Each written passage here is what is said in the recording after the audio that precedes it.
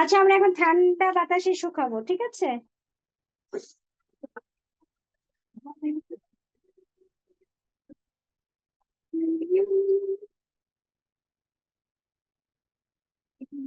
আপু, আপনার হাতে যে হেয়ার ড্রায়ারটা, এটা প্রাইস কত নিছে? জি আপু, আবার বলেন আপু। আপু, হেয়ার ড্রায়ারটার প্রাইস কত নিছে?